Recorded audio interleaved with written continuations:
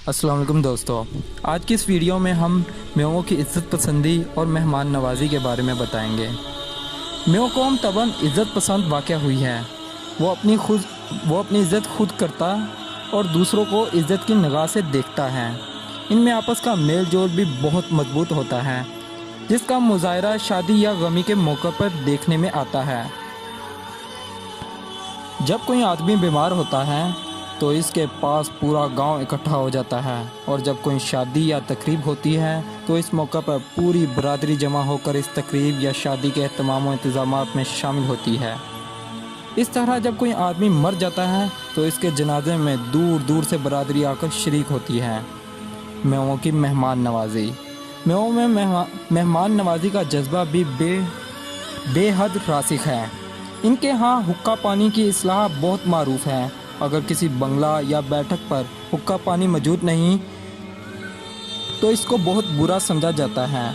अजनबी मेहमान इस बात की तवक्को पर चलता है कि इसे हर बैठक पर हुक्का पानी मिलेगा। अगर इसे ये सहूलत ना मिले तो वो फिर ये कहता है कि फ़लाँ आदमी ने हुक्का पानी के लिए भी नहीं पूछा। इसलिए हुक्का पानी का इंतज़ाम हर चौपाल में होता है, जिसका इंतज़ाम फ़कीरों के हाथ में होता है। इस मकसद के लिए फ़कीरों को कुछ ज़मीन भी हक खिदमत के तौर पर दी जाती है। आबादियों से अलग इसी मकसद के लिए तकिया भी बनाए जाते हैं, जिन पर हुक्का पानी का इंतज़ाम मियाँ साहिबान यानी फ़कीर करते हैं।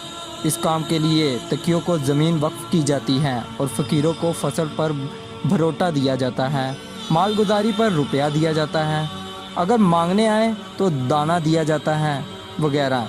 ये तकिया जात अमूमन सारी मेवात में पाए जाते हैं, जो राह चलते मुसाफिरों के काम आते हैं। अगर किसी मुसाफिर को रात हो जाए तो वो इन तकियों में क़याम भी कर सकते हैं।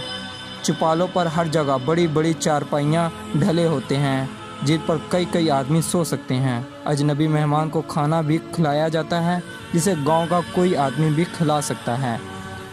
हर गांव में मलबा या इज्तिमाई फ़ंड होता है, जो मुश्तरका कामों के लिए इस्तेमाल किया जाता है।